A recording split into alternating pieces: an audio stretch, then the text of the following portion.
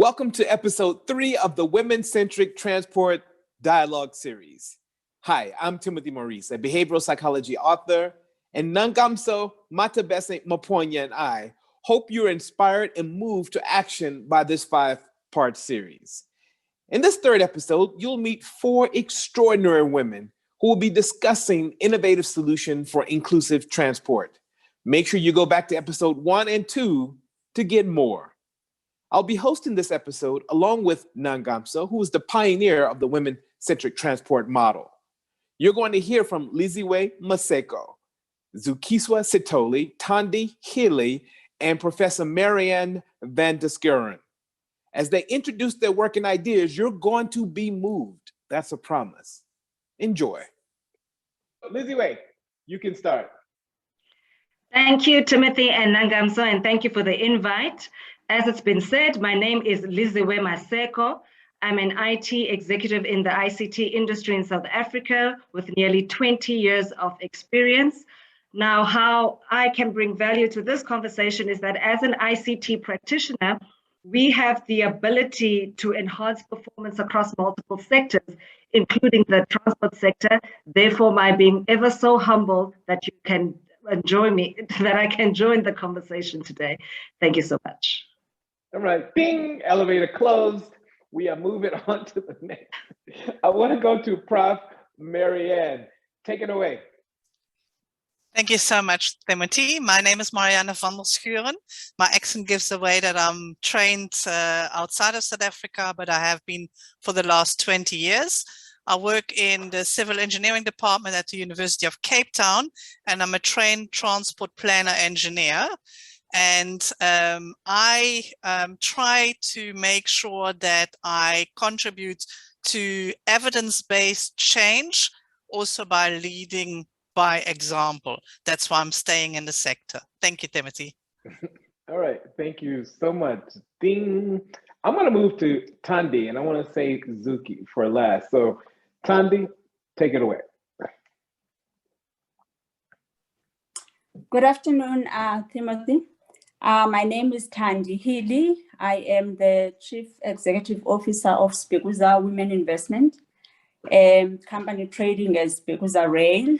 We are a concessionaire on one of Transnet's branch line, which is between Umtata and East London, and we will be providing freight rail services in that region. And hence, I think I do deserve to be in this roundtable. Thank you very much. You very much deserve to be. Okay, Zuki, please, no pressure. Close this introduction section part out.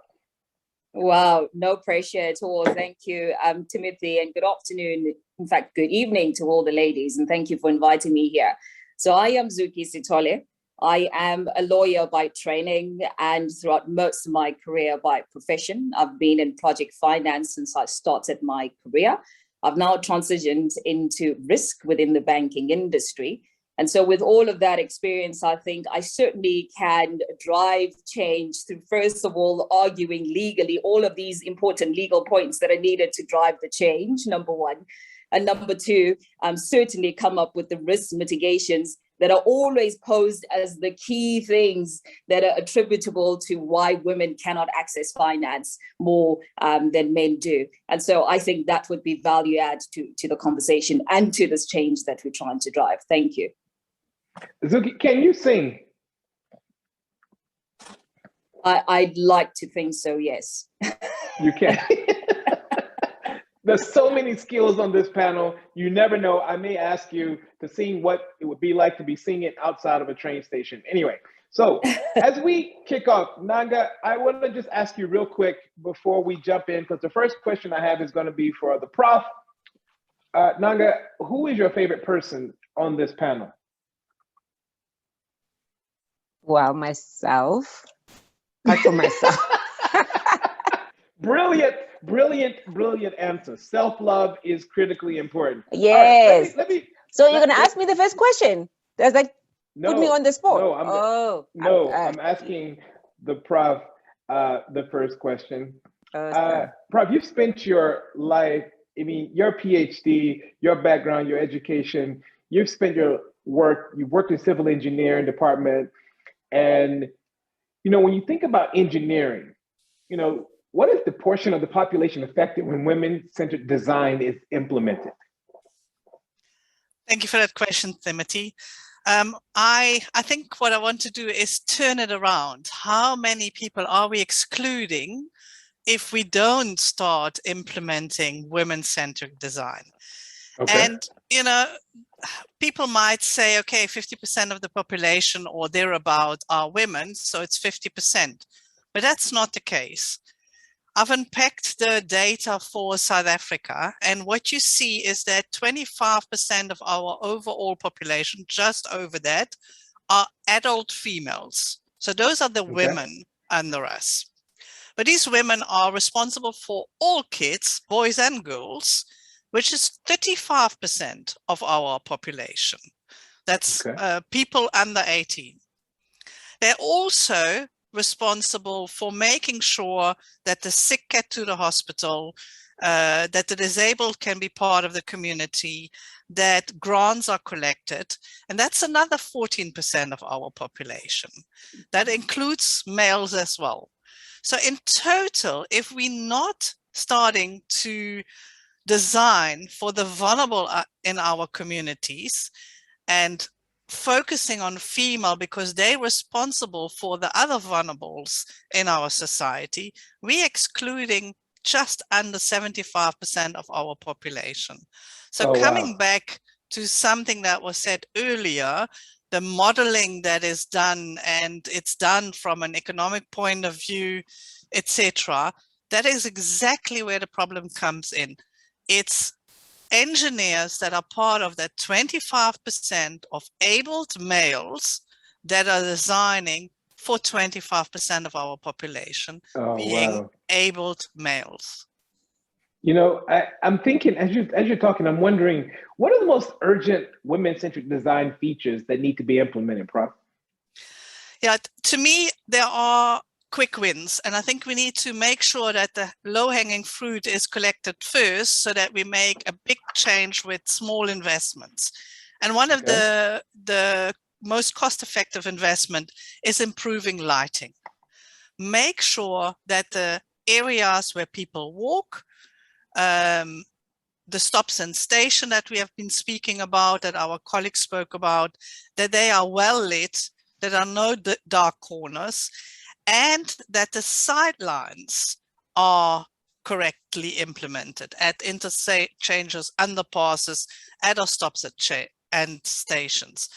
So when engineers are trained, they are trained with sidelines. When I approach in a car an intersection, then I need to make sure that for the speed that I'm allowed to travel, I can see potential conflicts in time. That's no different in women-centric design, but it needs to happen at every spot, at every station, from a vulnerable road user's point of view, often women that are waiting for trains, for taxis, etc., etc. So it's really easy, but it needs to be done with different glasses on. Thank you. Thank you for kicking us off as well. Nanga, I'm gonna, before I get to my Ministry of Finance, my legal mind, Zuki and Thandi, I'm gonna come to Liziwe. Are you okay with that, Nangamso? Yeah. I'm okay. Remember, with as that. co-host, you can completely veto anything. Yes, I'm okay. I'm okay with that. I'd like to speak less on this one. I'm here to learn. Okay. Yes. Okay. Cool. So, Liziwe, what is transportation technology and why does it matter? Good question, Timothy. So, transportation technology essentially is technology that moves people or goods from one place to another. And it matters because, as it's been said on this panel and prior panels, is that we need transportation for access to food, transportation to healthcare, access to educational opportunities, and access to employment.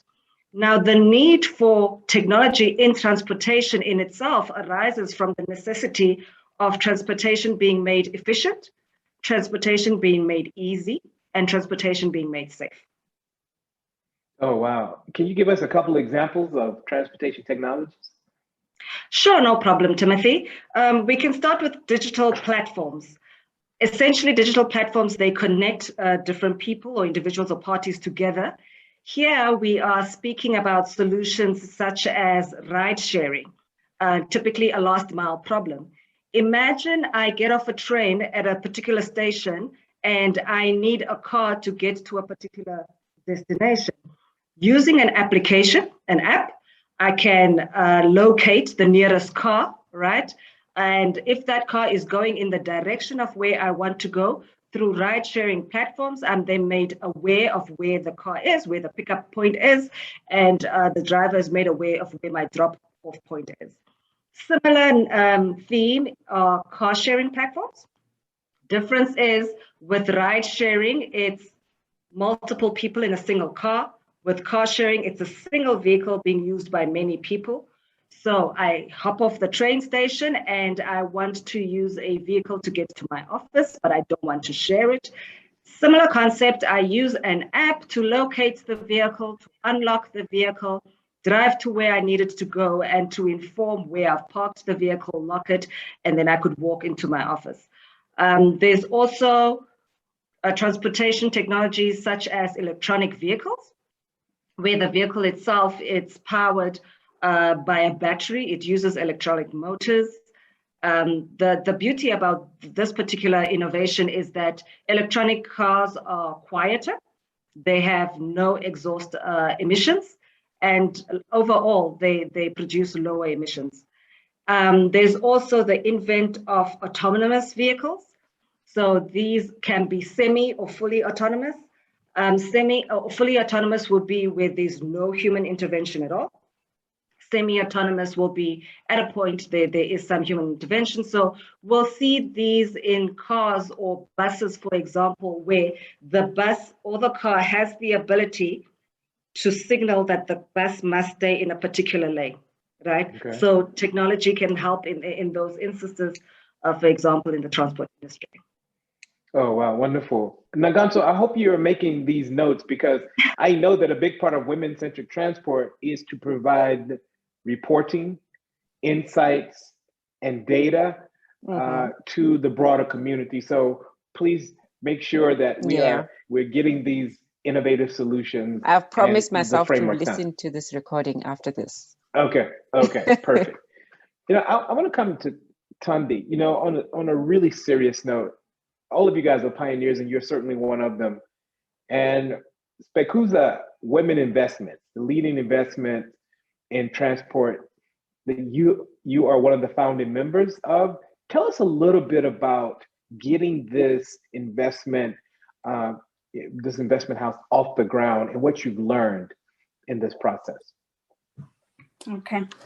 Thank you very much, Timothy. We are a group of 6 women and from different backgrounds. And we happen to be family. 4 of us are sisters. And then there's a cousin of ours, and also our mother.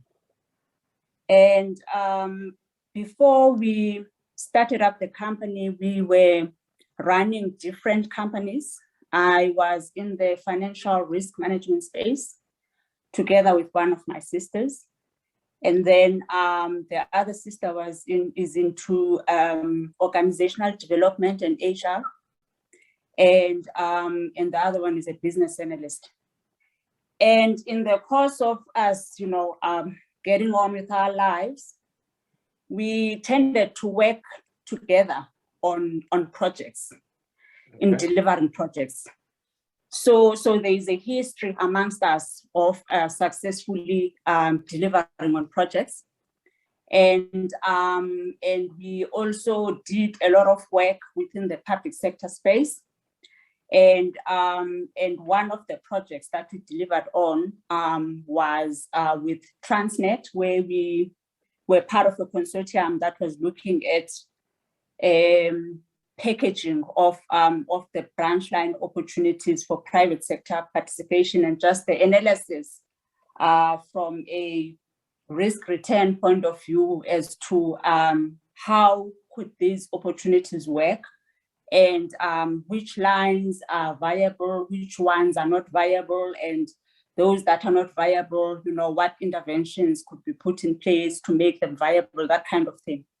So we did that project, and coming out of that project, it triggered something to us, and we became interested in actually getting involved on that, on that work. And fast forward a couple of years later, we decided to pursue one of the opportunities. And the line specifically that we wanted to, to pursue, there's a little bit of history on that one as well. We originally from the Eastern Cape, and this line used to pass through where we used to live, close to the station. So we're very familiar, with the vibrancy, that the economy around this line used to be when it was moving, and the impacts that it had, in the surrounding areas. So we started doing some research in terms of approaching potential customers that we think will make the line viable, to test if they will be interested in taking up the services when they are reintroduced, and based on that, we then built a business case and put together a proposal to Transnet to see if they can concession the line to us. So that's how everything started. Okay, and from your learning working with women and getting to this stage, I'm going to go to Zuki, but I want you to be thinking, because I'm going to come back to you. I want you to be thinking about, what have you learned about working with women? We know that it can be a very complex, competitive dynamic that has been created. It's a hostile environment created by patriarchal forces. We know that the systemic challenges that are very aggressive against women often cause an aggression inside of the gender dynamic. So I want you to be thinking about, what have you learned in terms of as an upside that has been a wonderful asset, an innovative asset for you working alongside so many women. So I'm going to come back to you, give you a moment to think about that question, okay? Okay. Super. Zuki, you have a master's in finance and investment. So I want to talk money, okay? I want to talk finance. I want to talk about, what are some ways that we can gear our minds to evolve ourselves, to start thinking about attracting finance, structuring finance, to think about, incentivizing in this industry. I don't know enough about finance, as you can see by my question, but take this question and make sense of it and talk to us a little bit about finance in the transportation sector. Great. Thank you, Tim. Thanks so much for that question. I want to try and tackle it very quickly from two angles. So when we think about finance and some of the challenges, particularly that pertain to women accessing finance, we tend to think just solely on the supply side. And the supply side, I mean the bankers, the investment companies, the financial institutions that provide this finance. And while that is good to do, and it's very necessary to do, I think we've got to be very careful not to neglect the demand side challenges. And the demand side challenges speak to the actual clients, people like Thandi and the companies that Thandi is running. So we need to also not omit to try and look to that side and engage with that side to try and understand whether could there be challenges that perhaps are non-financial. Are there other non-financial barriers that we can start to engage with and see how we can find solutions for that? Having said that, I want to start with the supply side challenges, right? Now, I think there was a study that was done just recently in 2019 by Harvard Business Review. And it still found, remember 2019 is about what, a year and 8 months ago, right? It still found that, and that's not too long, it still found that to this day, we are still facing the situation where the supply side is dominated mainly by males, all right? That's number one. Number two, it found that even in the evaluation, the assessment of transactions that come through for the investment process, the criteria, the evaluation and assessment criteria that is employed by financial institution or investment companies when it comes to women and men is quite different. The questions that are being asked, between women and men are quite different. And that is reality. It's still happening today. And that's a reality that we face. And so when I looked at that study, it actually just made me think of a notion that is called homophily, right? Which is really an attraction to similarity. And I think this homophily is really a common social instinct. I think it doesn't just happen with men, it happens with women too. It can happen as between the same ethnic people of the same ethnic group, and so forth and so forth.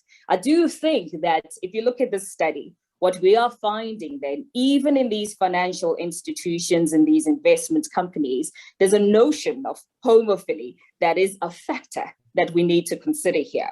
And if that is the case, I sat back and I thought to myself, if that is the case, this is not something that's going to be solved in 2 years. We've got to be realistic about these things. Perhaps what we can also start looking to is making sure that there is a rise in women investors, female investors, right? Who at that point, when we have that rise, will also have this notion of homophily playing into the mix. And of course, at this time, skewing the favor towards women and trying to redress that gap, that financing gap that we already have existing. That's number one. I think that's something very important that we need to look to. Look, there are female investors out there. We're not saying they aren't. We're just saying that perhaps there aren't enough female investors at this point in time to try and so that we can redress that gap. And the reason why homophily in this case would actually work so well, given that this is an attraction to similarity. Remember here, we'll be talking about same beliefs, same values, even when it comes to the investments that are being made. And so if you have a woman sitting on one side and a woman coming for the transaction, who is probably more driven by social impact of that particular transaction. And perhaps the male counterpart is not. Perhaps the male counterpart is thinking about bottom line, right? What is the bottom line? The profits. And that's all that's being driven. Forget about social impact. Now, I'm not trying to say that all men are like that. No, that's not at all. I'm saying that women associate and affiliate a little bit more to investments that are driven by social impact, a little bit more so than men do. And so if we have this rise in female investors, I think that's certainly going to go a long way in trying to redress this gap. It's certainly not going to be the panacea for all these, challenges that we have right now. But even if it's not the ultimate panacea, but I think it will move us and progress us apace to where we want to be, right? That's number one. That's number one. And number two, as I said to you, Tim, I think it's very important to engage with that demand side, understand what are the challenges from the demand side. And if those challenges are non-financial barriers, how do we start redressing those challenges, correct? And what I also want to make a point here, I think it's very important because sometimes we may talk about these things and come up with these amazing ideas. But in order for us to make sure that these sorts of things don't just end up being talk shop, right? In order for us to make sure that we transition from talk to action to implementation, there's got to be another step that we take. So for example, let's take the example that I'm making with female-owned or female-led investment companies. That's not where it stops. I'll make an example of what the UNCDF is actually currently doing. I think it was in July of this year, the UNCDF met. I think they have this forum they call the Generation Equality forum, and they met in Paris, and they came up with certain objectives, right? Two objectives mainly, one of which they call, I think it's called the Gender Finance Gap Zero. I think the other one is called the Red Tape Zero, but I want to concentrate on the Gender Finance Gap Zero. Really what this commitment and this objective seeks to do is bring about different parties to the table and partnering with different parties who bring about different skills. But the point is really to try and narrow this financial inequalities between women and men. But you know what I like about it? Not just that. I don't like that. That point is all good and well to talk about. But what I really liked about what they're doing is that they've taken it a step further, right? This is where the action is very important. What they already have in order to make sure that those objectives and that commitment doesn't just stay, you know, a commitment or objective and that's where it ends.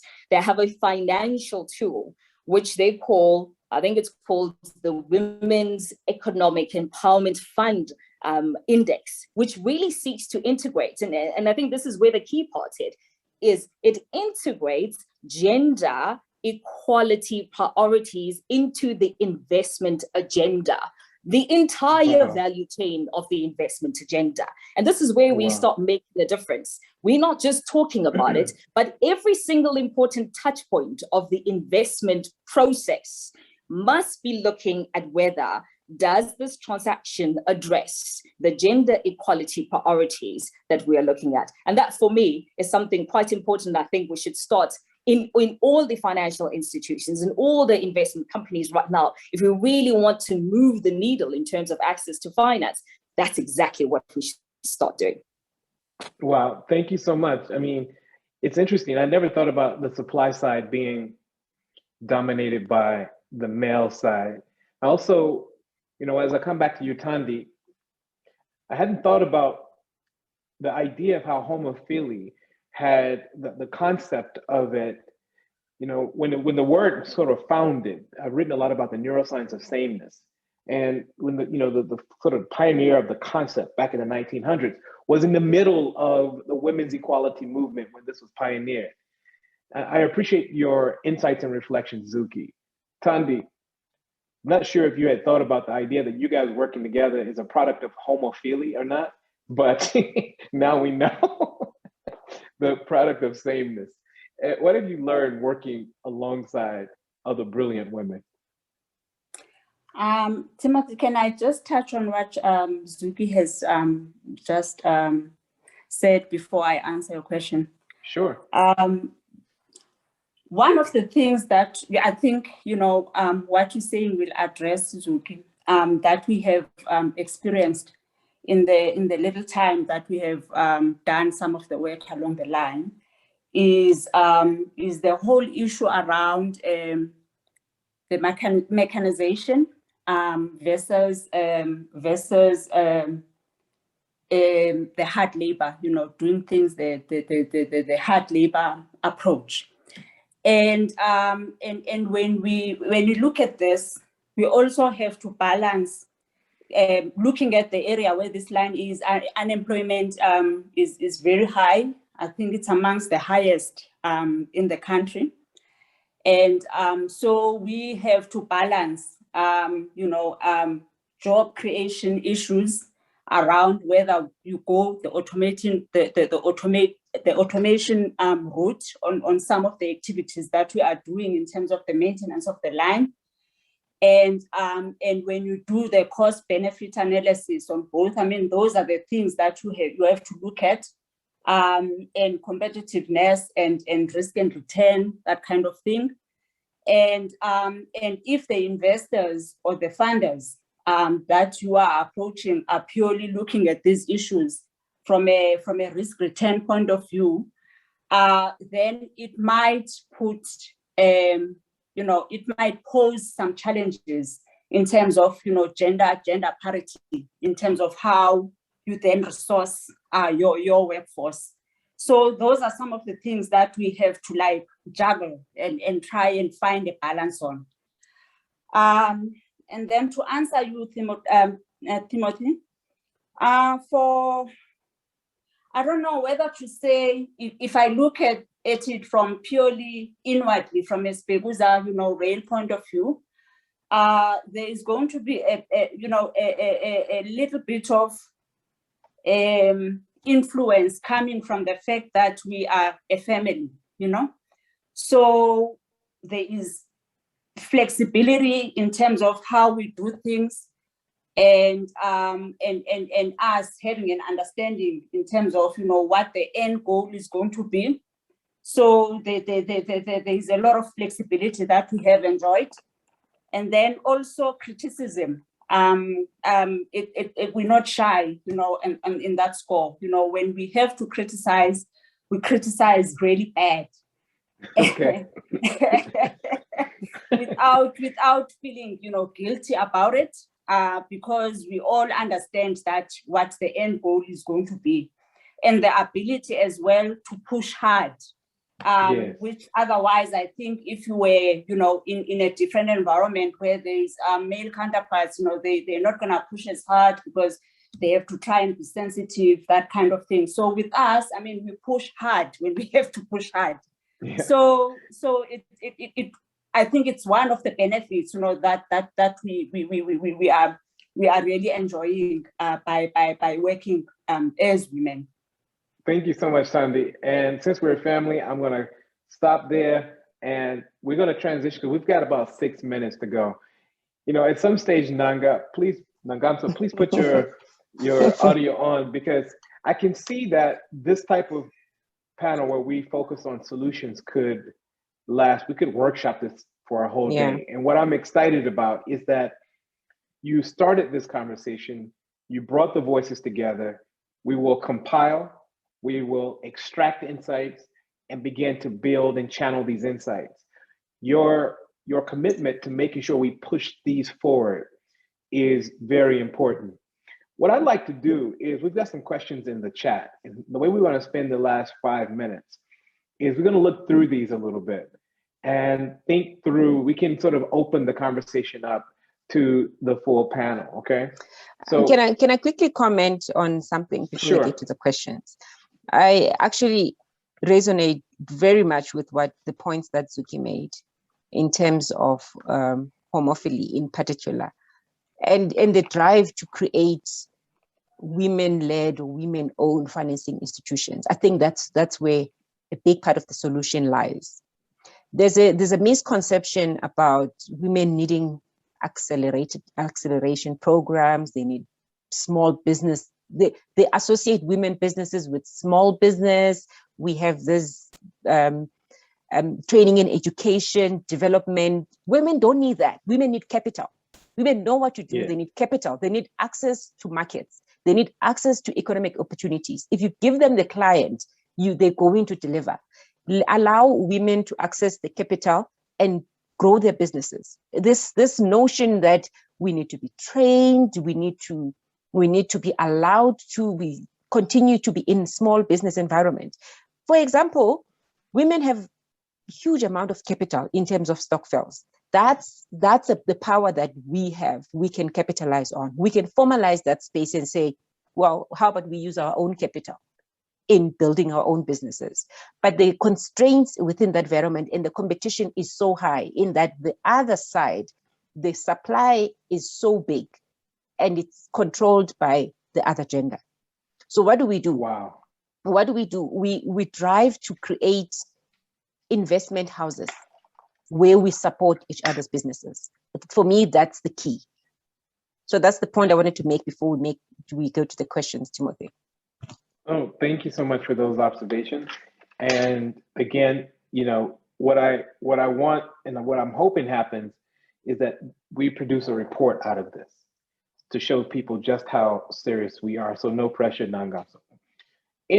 Bukeka says, internal configuration of vehicles, buses, trains should cater for women carrying kids and shopping bags. At least new designs can take care of this. Prof. Marianne added comment says, to address sexual harassment, public transportation vehicles should have individual seats, not benches. I'm always amazed at how design can solve for so many of these challenges. Malibo says, establish public transport schedules and pricing systems that respond to women users. affordable off-peak trips, incentivized multiple trips, or make them affordable and not punitive. So as we close this conversation, I'm gonna ask the panel to do as we started. I'm gonna give you 30 seconds, your final comments in 30 seconds. And I'm gonna go back around the same way I started. So we got 2 minutes, 30 seconds each is perfect. Prof, your 30-second close for this panel. Thank you, Timothy. From a design point of view, and that's obviously where I come in, I think we need to make sure that we train more girls to go into STEM and then go into engineering. We need to talk to men to change their culture, including engineering men that do the current designs. And I do think that we need to make sure that when we do analysis, and I want to just touch on one of the things that came to the fore where females only scratched the bus and didn't crash the bus, etc. That type of data is there. If I look at my own province, 40% of drivers in general, not bus drivers, are female. 25% of crashes are caused by them, and only 8% of the fatalities in the province. You know, Wow. The numbers speak for themselves, and we can do that with sexual harassment, etc. So I do think from a transport engineering point of view, and that's the corner that I come from, you know, the devil is in the detail, and we need to get the details right so that we do promote females and everybody that they're responsible for in the public space. Thank you. Thank you so much. Lizzie Way? Thanks, Timothy. So from a technologist point of view, it's very easy for me to speak about solutions that exist, right? It's very easy for me to say, you know, the transport system of the future will be connected, it will be shared, it will be data-driven, it will be on demand, and all these tech-savvy words, right? What I want us to be careful of is that, particular to public transport system, we must not forget about elements of accessibility and inclusivity. And this is also when we design our solutions as technologists, right? By accessibility, I mean that the transport system must be available to all, even those with reduced mobility. What I mean by equitable is that it has to be available to all, irrespective of travelers' demographics, right? Now, the particular challenge that we have in South Africa is that we do have a digital divide. And this is something that we need to look into, because I can create all the apps that solves many problems. But if the end user cannot access the app then it's for naught, right? So we have to look at digital connectivity, increase digital connectivity, more so in rural and remote areas, so that the end users in those areas do not feel isolated and robbed of an opportunity to participate and be included in a public transportation system. Thank you so much. Thandi, 30 seconds. Actually, you have 28. Thank you. In the environment that we are operating in, one of our biggest barriers to entry is capital. So we would really, you know, if we can put together solutions that are going to be conducive for women entrepreneurs to enter the space, that would go a long way. So I'm glad that we've got Zuki and Nanga in this conversation, and we can look at it as to how we can get around it, because it is really tiring when you approach some of these private equity funds and all. And they tell you that they don't support rail investments. And you ask yourself, I mean, then what is it that we're expected to do? I mean, it's a space that, you know, everyone should be participating in. And if there is going to be limitations from that point of view, then how are we going to, you know, make headway? Thanks. Thank you so much. Thank you. Zuki, we know you can sing, but just give us 30 seconds, but not sing, okay? Okay, we'll try and do it. Thank you, Timothy. I want to echo what Bukeka said in the previous panel. I also want to echo what Prof had just said in this panel. There are studies that show that they are not just in transport, but companies which are women-owned and women-led generally tend to outperform some of their counterparties.